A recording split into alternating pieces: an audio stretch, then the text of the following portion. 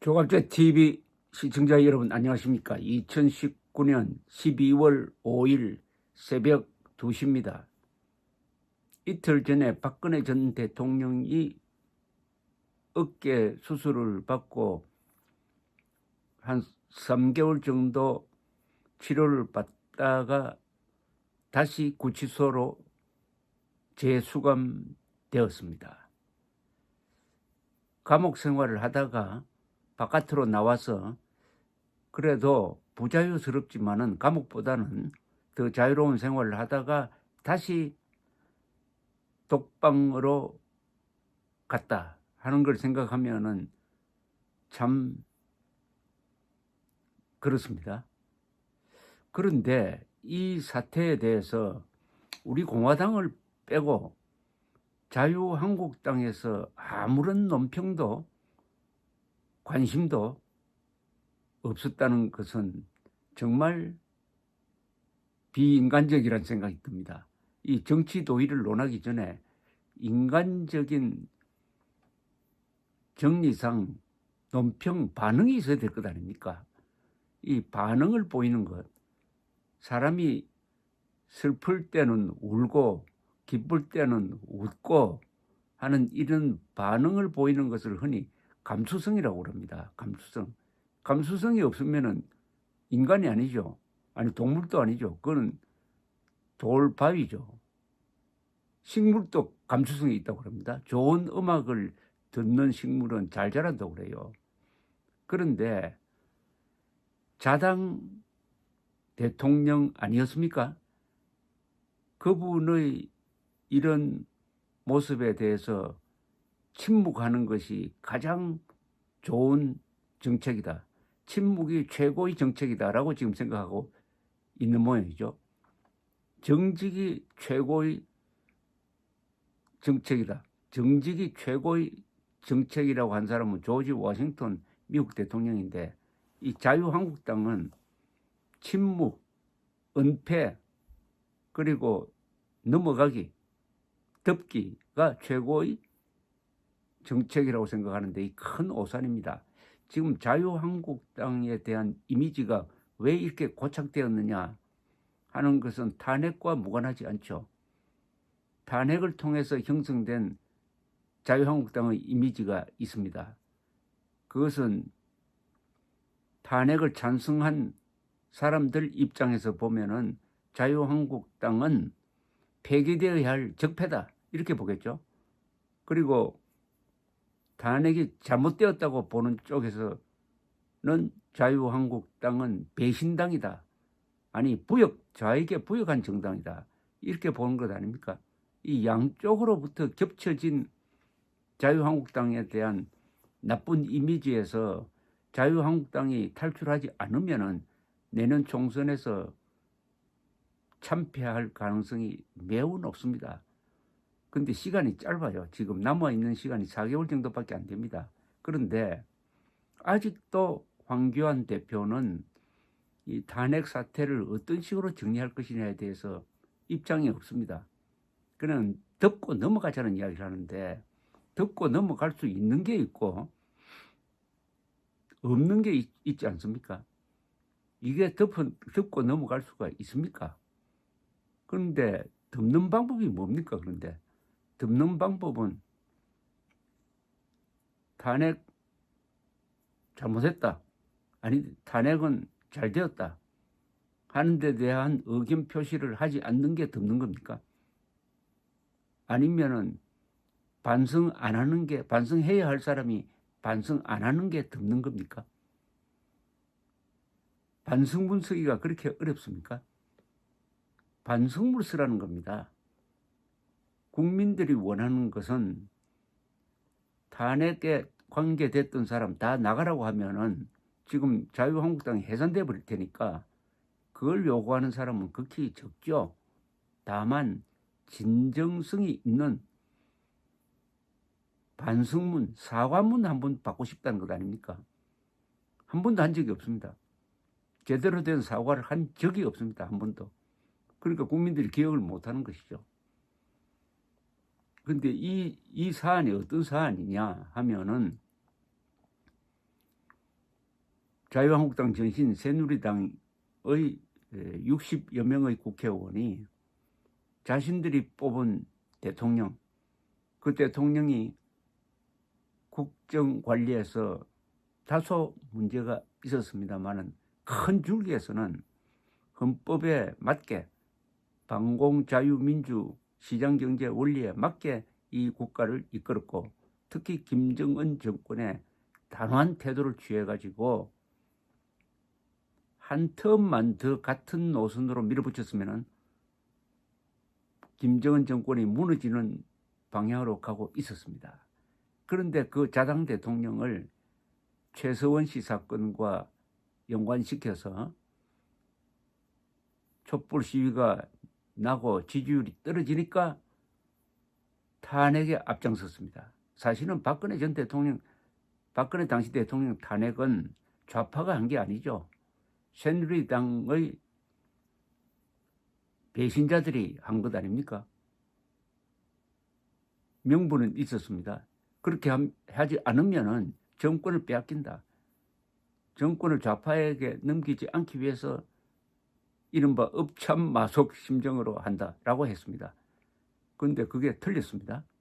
오히려 이 정권을 문재인 그룹에 넘기고 헌정 질서를 일대 혼란으로 몰고 갔습니다. 두 가지 죄를 저질렀습니다. 하나는 이념적 부역을 한 겁니다. 이념적 배신을 한 겁니다.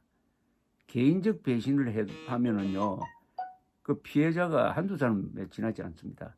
정치적 배신도 할 수 있어요. 정치적 변신도 할 수 있어요. 피해자가 별로 없습니다. 그러나 이념적 배신, 더구나 집권 여당이 이념적 배신을 하면은 체제가 무너져 버립니다. 체제가 바뀌어 버립니다. 지금 그렇게 되고 있지 않습니까? 이 이념적 배신이 가장 큰 배신입니다. 더구나 이 이념 전쟁을 하고 있는 나라에서는 이념적 배신도 하고 계산도 맞지 않고 해가지고 폭망했습니다. 그리고 탄핵을 반대했던 사람들도 책임질 일이 많죠. 탄핵 반대를 행동으로 보여준 국회의원이 몇 명 됩니까? 한 5명 정도밖에 되지 않고 나머지는 다 침묵하고 도망다니고 피했던 것 아닙니까? 그런데 그래 놓고 지금 덮고 넘어가자. 그래서 자유한국당의 국민들이 짜증나는 것은 정당으로서는 도저히 할 수 없는, 세계 정당 역사상 있을 수 없는 자당 대통령의 임기 중 탄핵. 그것도 임기가 많이 남은 것도 아니고 1년밖에 남지 않았는데 본인이 또 중간에 그만두겠다고 했는데, 그리하여 헌정의 칼렌더를 뒤죽박죽으로 만들어버린, 그리고 정권은 지금 반대한민국 세력에 넘어가 있는 이런 상황을 만든 데 대한 죄송함, 그리고 그 박근혜 전 대통령이 구속재판을 받고 있는, 그리고 징역 30여 년을 받아가지고 그걸 다 살고 나오면 100세 이후에 나올 수 있다. 이런 데 대한 감수성, 울분, 미안함, 죄송함, 이런 것을 담아서 반성문을 써야 되는 것 아닙니까? 시기가 늦었다고 하지 말고 반성문이 나오자 이거죠. 그 반성문에 꼭 담아야 될 거는 이겁니다. 박근혜 전 대통령이 잘한 것 잘못한 것 담아야 됩니다. 동시에 또 한 사람의 자유한국당 출신 대통령 이명박 대통령도 재판을 받고 있으니까, 수사를 받고 있으니까, 받았으니까 이명박 대통령 시대의 잘잘못을 기록을 해야 됩니다. 동시에 대한민국 역사의 흐름 속에서 두 대통령이 반드시 기록되고 지워질 수 없다는 점을 분명히 해야 됩니다. 두 번째, 2016년 총선 과정에서의 잘못을 고백해야 합니다. 그리고 탄핵에 대해서 진심으로 사과해야 합니다. 그리고 박근혜 전 대통령, 그리고 이명박 전 대통령이 이런 식의 수사와 재판을 받고 있는 것은 부당하다는 이야기를 해야 합니다. 그리고 박근혜 전 당시 대통령 탄핵을 결정한 그 탄핵에 대한 평가는 역사적으로 계속 진행되어야 한다는 점을 밝혀야 합니다. 그렇다고 불복한다는 이야기는 할 수가 없죠. 불복은 자유한국당이 하는 것이 아니라 박근혜 대통령이 한 것이고 박근혜 대통령이 이미 승복했습니다. 승복, 불복을 논할 때는 아닙니다. 그건 끝났어요. 그 다음에 그 결과로서 문재인 정권이 등장하는데 책임이 있다는 점을 분명히 해야 합니다. 그래서 반드시 총선에서 우리의 과오를 씻겠다 이렇게 이야기를 해야 합니다.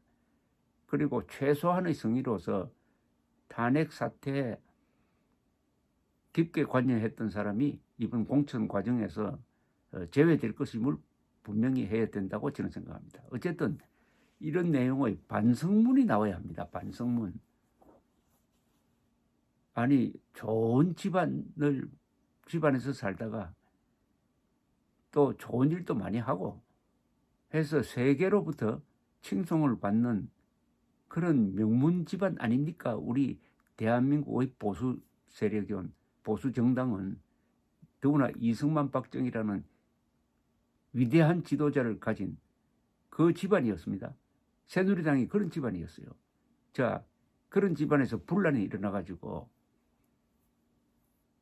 아버지를 쫓아내버리고 어머니도 쫓아내버리고 하다가 결국 불을 질러버리고 집이 불타서 없어져 버렸어요. 그 집터에 누가 지금 집을 세우고 있느냐? 바로 원수로 생각하던 사람이 와서 지금 집을 짓고 잘 살고 있다. 그럼 이런 분란을 만든 사람들은 조상에 대해서, 후손들에 대해서 아무 말 하지 않고 그냥 덮고 넘어가자 이렇게 할 수가 있습니까? 덮을 걸 덮어야 합니다. 그런데 이런 반성문은 절차를 통해서 나와야 되죠. 자유한국당 국회의원들이 한 3일 정도 문을 닫아 걸고 거기서 난상 토론을 하고 나서 문장을 하나 만들어서 국민들에게 발표하는 형식을 취해야 된다고 생각합니다. 그리고 그 이후에는 이 문제는 이걸로 끝이다 라고 하면서 어떤 질문을 받더라도 그 문서 하나로서 대답을 해야 됩니다. 그렇게 하는 게 정리입니다.